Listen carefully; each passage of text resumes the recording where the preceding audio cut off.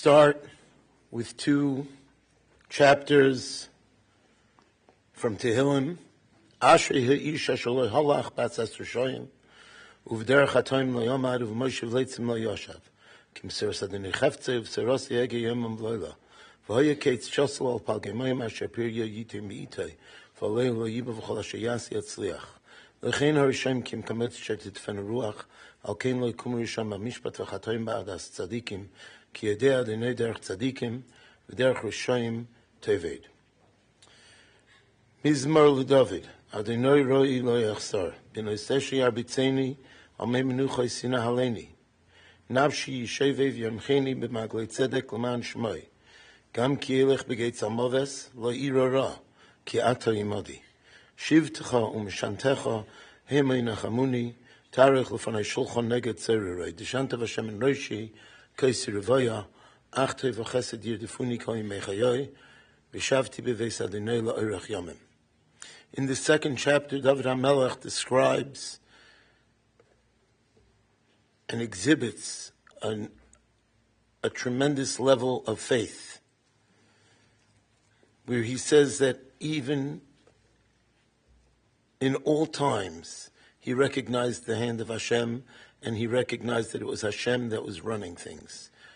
And it might be easier at the first part of the chapter, B'noisteshe yarbitzeni, going in the lush pastures, Me menuchos yinahaleni, going on the tranquil waters, and this describes the times that things were good and it was peaceful. He saw God over there. But even, Gam kielech begeit tzalmaves, even as I traverse through the valley of tzalmaves, which is the shadow of death, even as I go through that, la ira ra, I fear nothing, I fear no evil. Ki ata imadi. He doesn't merely speak of God in third person as he did when things were okay and life was quote unquote normal. But even as he was suffering this loss, and even as he was going through something very difficult, he was suddenly able to express a greater closeness to Hashem than he had before. Gam ki elech bigal tzalmaves, I am not afraid of Ra, ki ata imadi, because you are with me. And sometimes it's something that we don't logically comprehend. But as we suffer, and as a person goes through a loss, and just think of the loss that Mrs. Block is going through, having had a beautiful marriage for over half a century, and to suffer such a loss, but at the same time, you feel a certain closeness, not logically comprehended, but a certain closeness to Hashem. And it came across in talking to you that you felt that strength to move forward and to continue. In this past week's Torah portion, we read about the story of the Eitz Hadas, the sin that was considered possibly the greatest sin of mankind, when Adam and Chava were in Gan Eden, what we describe as paradise, and they're instructed not to eat from one tree, from the Eitz Hadas.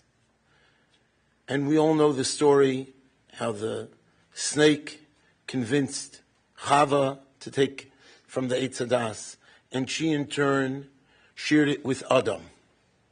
And right after that, Adam is giving her a name. Until that point, it was Ish and Isha, man and a woman. She didn't have a name. Suddenly, he is going to give her a name. Rashi understands that this is a name that he already picked beforehand and gave her beforehand. But the Balei Tosfos, others explain that no, it was indeed right here that suddenly he is giving his wife a name. I think if any of us were tasked to give a name to a wife that just brought about sin to mankind, just got us kicked out of Gan Eden, of paradise, just brought about that man will need to die, what name would we have picked for such a wife? I think many would probably pick a name of death, Mavsa. But he doesn't pick that name. He calls her Chava. Ki hi ha'isa ein kol chai, because she is the mother of all life that will come. All of mankind, all life and all creation that will be born will happen through her. How is it that Adam HaRishon picked such a beautiful name for his wife that had just convinced him to eat from the Eitz Hadas, had just convinced him to commit that sin that we still suffer from today?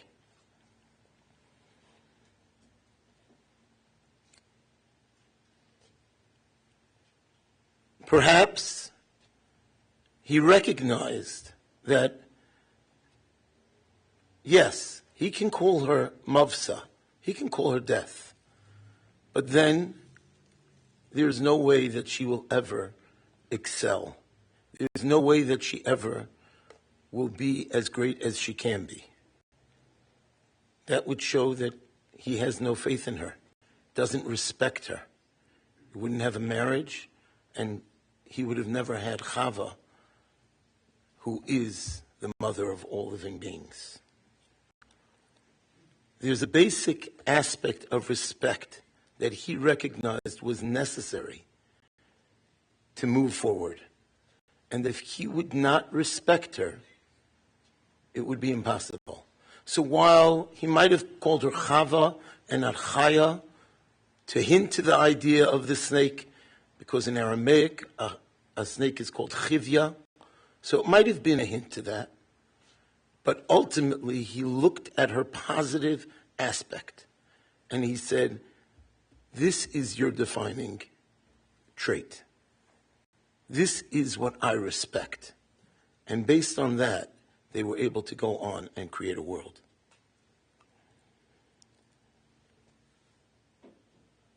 One idea that keeps on coming up about Cal, about Zisel, that in all his interactions, and certainly with his family and his wife, there was a certain level of respect. He was a very respectful person. Anybody that came into contact with him, he was a strong-minded individual. He was a forceful individual. But he had a certain sense of respect. And you do what's right, and you do the right thing. A number of years ago, he was in the shul on Yom Kippur. And Yom Kippur is a beautiful day, but it's a very long day. And the davening starts 8 o'clock in the morning, and it goes straight. And finally, at about 3:45 after the Musaf, there is a break for about a half hour, 45 minutes. From an entire shul, we have a small class during that break for those that don't want to have any break. Those that want to continue learning in between the prayers. And from an entire shul, you have maybe 5-10 people that join that. When he was in shul, he didn't take the break. He went to that class. I don't think it's because he felt that he was not allowed to have a break. But there was a certain sense of respect that he had, and he always communicated with people.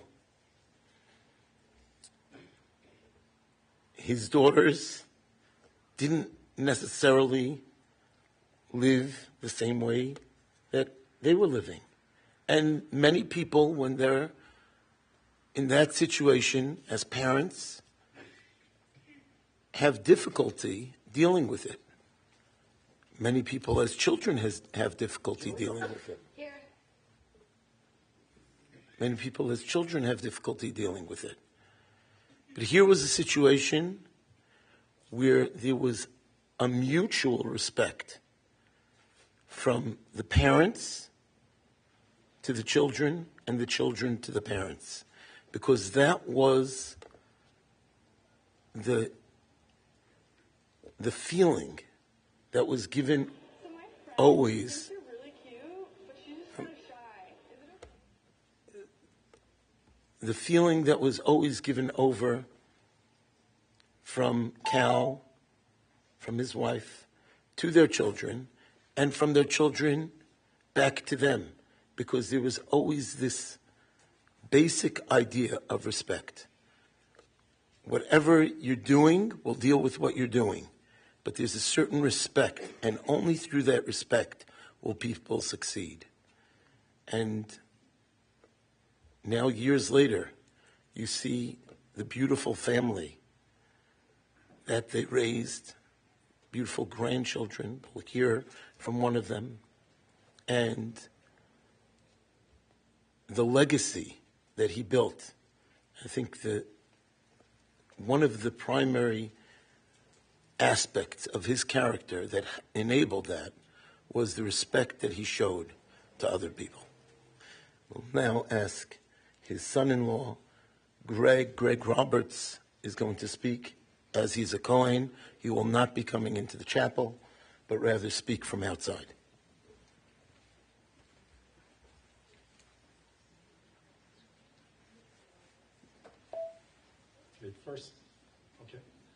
First, I'm going to speak on behalf of Michelle. Dear Daddy, thank you. I don't know how to wrap up a lifetime of thank yous in this short time. Thank you for your love, support, your kindness, your caring, your being there for everything in my life. You are our champion, our rock. There is nothing in my life that you have not been a part of to celebrate, to guide me, to support me, to encourage me, to cry with me in both happy and sad tears.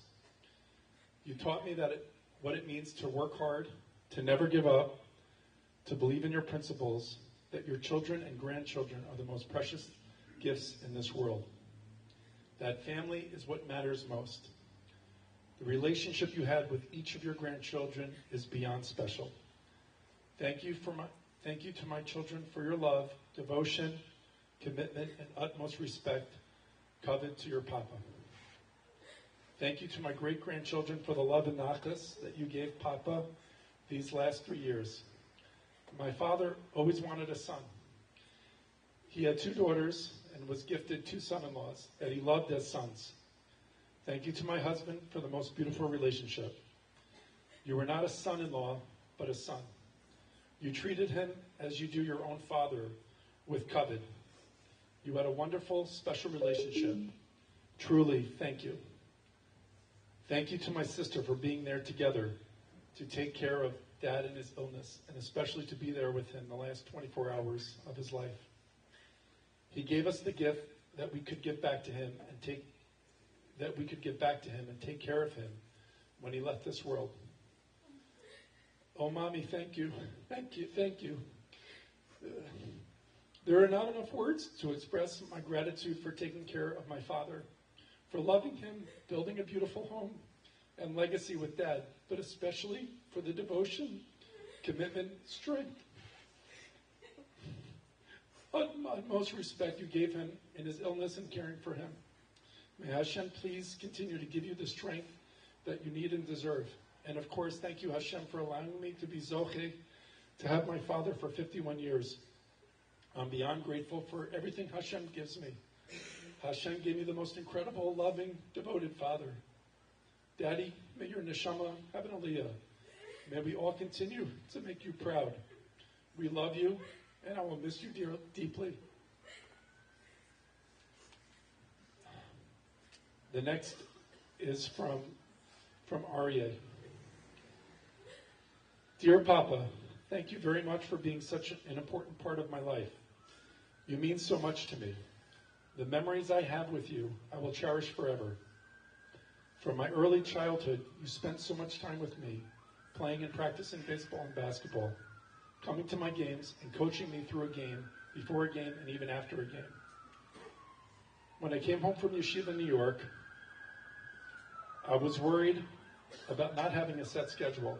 At the time, I thought having a schedule where I'd be working and learning the entire day would make me happy. But now I realize that it was such a blessing that not having the schedule that I thought I wanted enabled me to spend so much precious time talking and being with you and Grandma. I enjoyed sitting and speaking with you. You told me stories about your life experiences that would make me laugh and think. But even more importantly than the stories themselves was the time and good feeling I got from being with you. I will forever be grateful to you for what you have meant and done for me. I will continue living my life with the lessons and the wisdom that you have shared. I will love you and remember you always. Ari. The next is from our son Yosef. Papa, I miss you. No one will ever know the special bond we shared, the sense of humor we shared, the love of sports we shared, and the love of my parents that we shared. If I ever wanted to know if something was a good decision to make, I would just think, would Papa do this? If the answer was yes, then it was definitely the right thing to do. You were always so disciplined and taught me to always think before doing something. We have all watched you for the last 3 years fight a fight with everything you had. You were too stubborn to give in. Right after you were diagnosed, I broke my ankle. We sat in my room and we healed together. There was no one else that would have been more suitable to feel my pain. You loved me and you understood me. Every second I was able to be with you, I became more and more complete. I love you and I miss you, and I'm looking forward to the day I will see you again. But until then, I ask that you always be with me wherever I am. Papa, I love you. The next is from Ezra. Dear Papa, as we stand here right now, mourning over the loss of our beloved grandfather, friend, and person everyone would turn to for advice in life. Papa knew so much and cared about every single person. His love for his grandchildren and his care was something that no one can relate to. In his last weeks of his life, when he was sick, he told Grandma that he wanted to go to one of his grandchildren's games. His care, his love for us was to no end. Every time we wanted to turn to someone, we turned to Papa. Whether it was money, job, sports, school, or any other thing, Papa would have the answers. But not just answers with love and care. Papa lived for us, to a point in which he fought his life for us.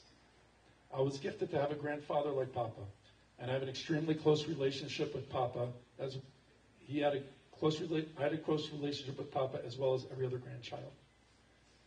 Every single baseball game I played, Papa was there. He loved me and every grandchild, and of course the feeling was mutual. Nothing could break that relationship between him and his grandchildren, but it wasn't just a relationship from him to all 10 grandchildren and great-grandchildren, but it was each and every grandchild to him personally. I love Papa. Papa loved me, and I cared about him, and it cared about me. When I won the baseball championship, he jumped, gave me a high five, and hugged me. He didn't do it for the team winning the championship. He did it for me, his grandson, because he was Papa. And Papa was someone who cared for each and every grandchild, from them to him. Okay.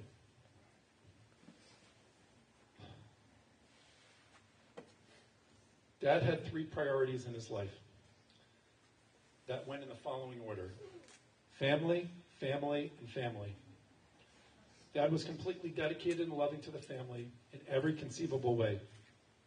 He was an amazing son, husband, father, father-in-law, brother, brother-in-law, grandfather, great-grandfather, uncle, and friend.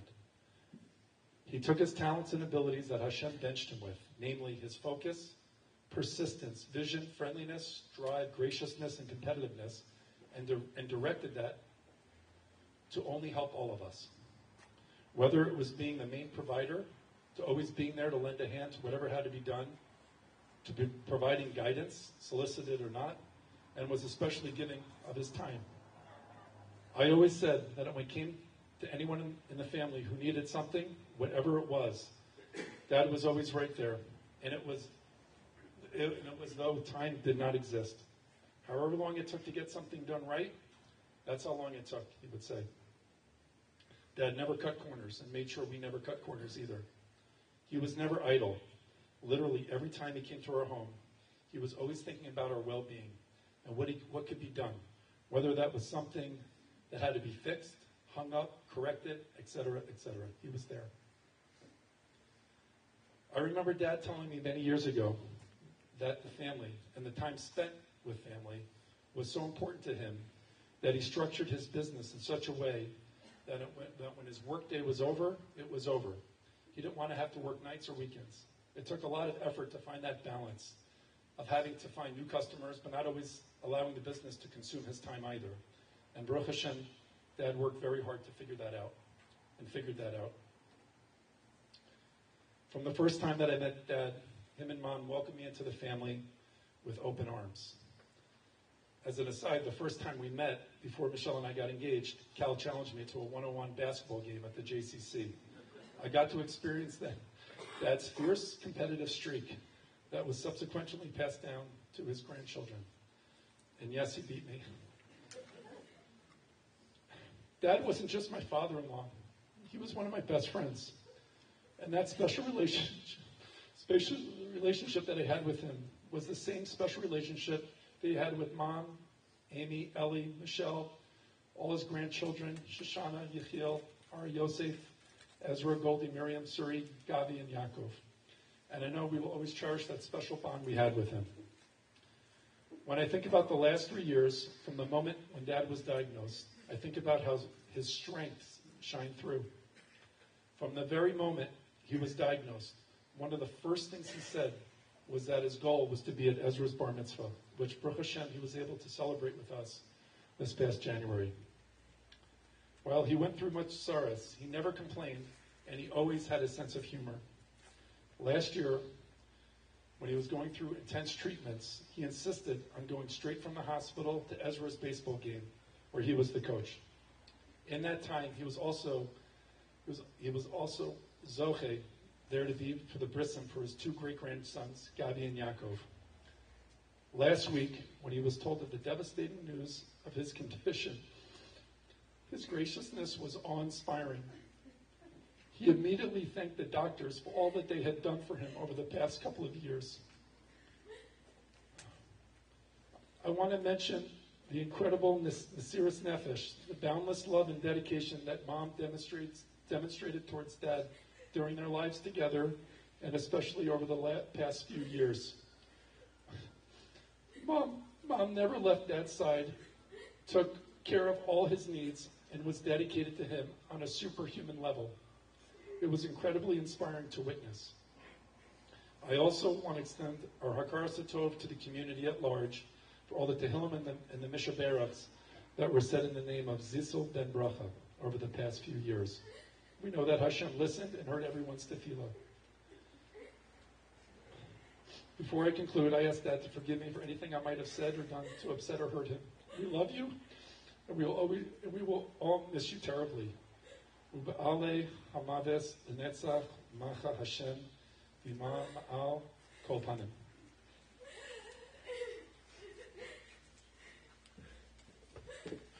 His son-in-law, Eli Ashkenazi, will now speak.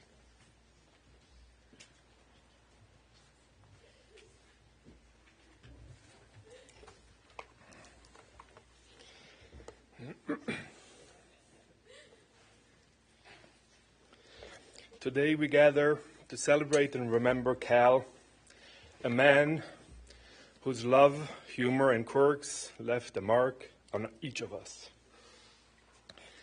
Cal lived with a unique blend of dedication, passion, and character, embodying the type of man who found joy in both life's big events and the small, everyday details.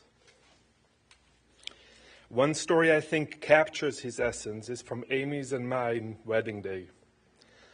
On that very day, when most fathers might be focused on last-minute details or calming nerves, Cal could not resist the call of the baseball field and played 2 games that morning.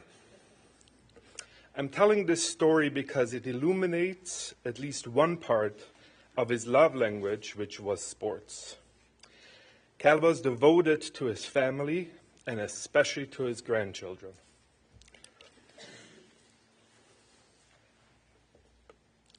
Whether it was a volleyball match, a basketball game, or a casual Sunday Little Leagues match, he was there.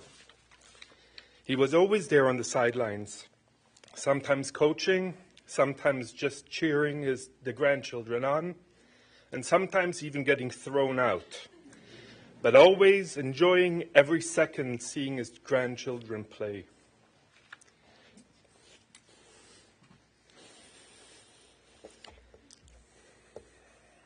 Cal will be missed in the future, especially at graduations and weddings of the grandchildren. But we're incredibly grateful he was here to witness the beginnings of the next generation, seeing the birth of not 1 but 2 of his great-grandchildren. Those who knew Cal also knew him as a meticulous man, one who cherished order and was a bit of, let's call it, collector. He took pride in having just the right item on hand for any occasion. Whether you needed a perfectly sized screw, an obscure bolt, or a part you thought no one would ever have, Cal would know exactly where it is and pull it out of his collection as if by magic. His basement is something of a treasure trove, a testament to his belief that you never know what you might need or when. Cal was lucky to have a constant, loving presence by his side, his wife. She was his rock, the one who took care of him, and not only during his battle with cancer, but in all the years they spent together. Cal was never much of a chef. In fact, I'm not sure he could even make a sandwich on his own. But she took care of the little things, making sure he was looked after, nourished, and loved. She was his unwavering support, the one who stepped in whenever he needed her through both the ordinary days and the difficult ones.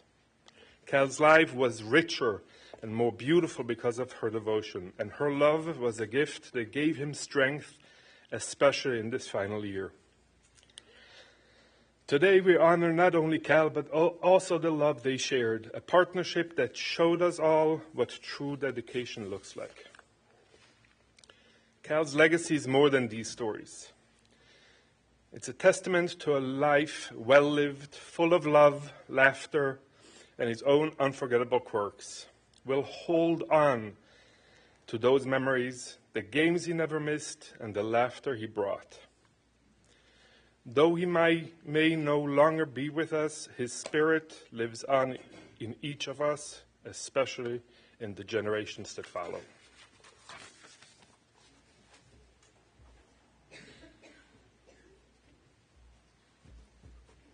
Last, we ask his grandson-in-law Yechiel to speak.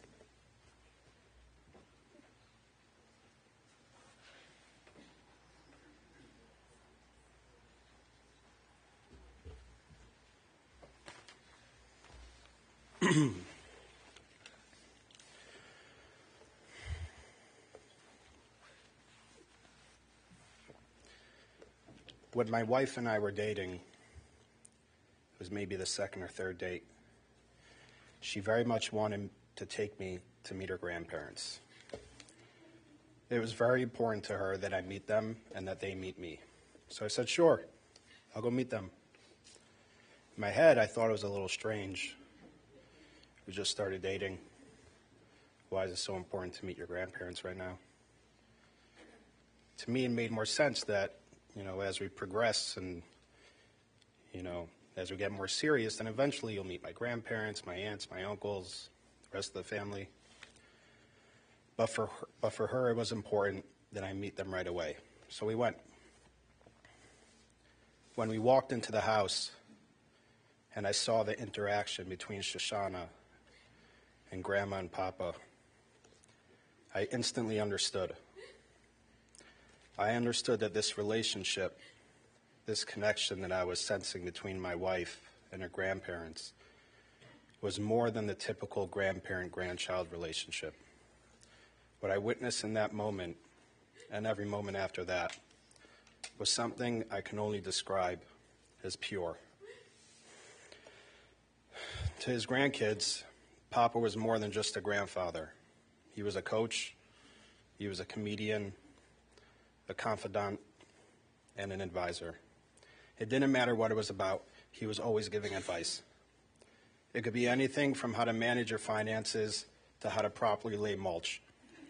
He knew something about everything. But more than these things, to his grandkids, he was a friend. He was really a best friend.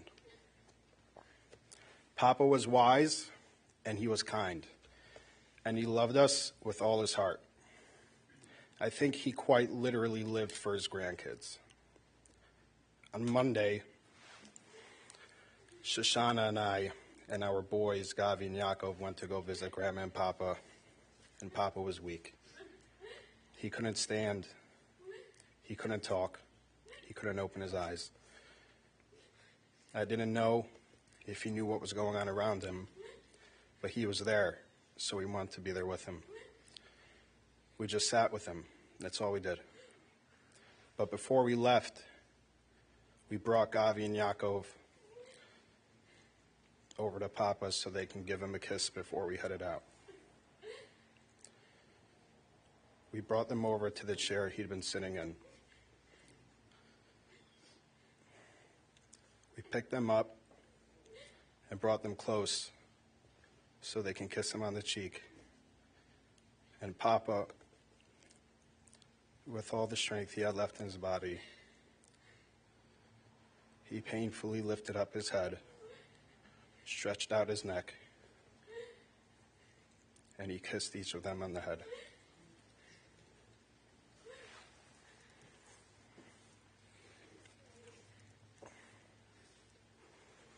Our boys adored him, and he adored them. I want to say one more thing, and I'll end with this. I recently read a book. It was a biography that a student wrote about his rabbi, and in the introduction, the student told over a story that he had with his rabbi. And in the story, he was telling the rabbi about how he's been living in Israel for many years now, and he doesn't feel that strong, beautiful connection to the land of Israel that he was expecting to feel. He doesn't sense that overwhelming holiness of the land that he always dreamed of. He expected that his rabbi's response would be, that's what happens with anything in life. You just get used to it. When you spend enough time around something, it becomes normal to you and you take it for granted. But that's not what the rabbi said. The rabbi didn't say, you don't feel the holiness or the appreciation for the land because you got used to it. What he said was, when you stare directly into the sun, you see nothing. Meaning to say, greatness, like the sun, is not something you just get used to when you stand in its vicinity, but rather it's something you can't fully appreciate because the light is too blinding. And I'll use the words of the author here. I'm grateful and comforted knowing that for the few years that I had Papa in my life, I looked into the sun, and the sun looked back at me.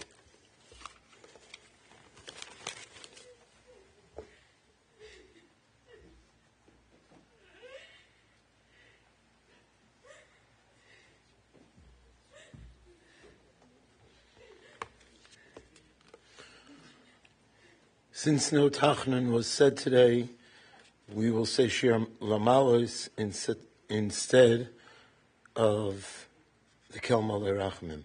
Shir Ma'alos Mimamakim Kerasicha Adonai. Adonai Shema B'Koli Tien Oznech Kashuves Kol Tachanunoi. Im Avenos Tishmarya Adonai Mi'amod Kimcha Haslicha L'man Tevarei. Kvisi Adonai Kivtza Nafshi. V'lidvaroi Heicholti. Nafshi L'Adonai Mishemrim Lavoiker Shemrim Lavoiker. Yachel Yisrael Al Adonai Kim Adonai HaChesed V'Harbei Moifedus. V'hu Yiftes Yisrael Mikol Avonesav.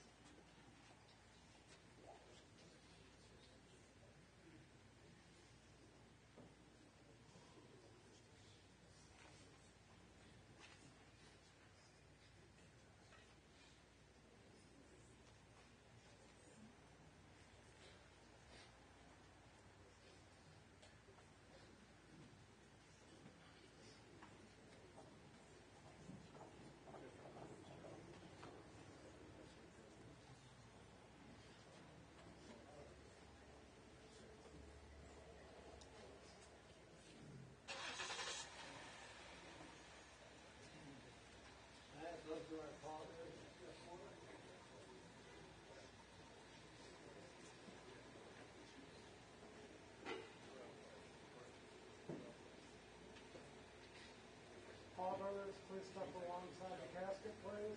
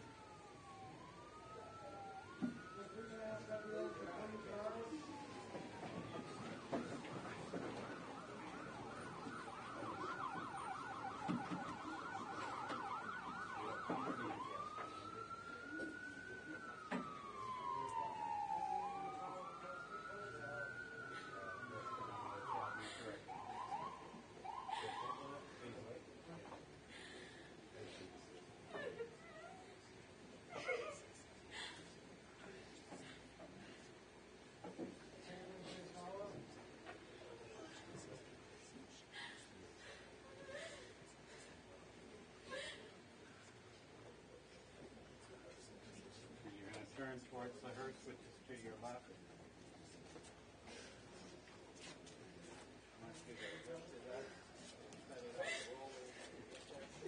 This concludes services. We're going to ask everyone that if you're going to the cemetery, please go to your car. If not, you may exit either side of the building. And please turn on your headlights and flashers if you're going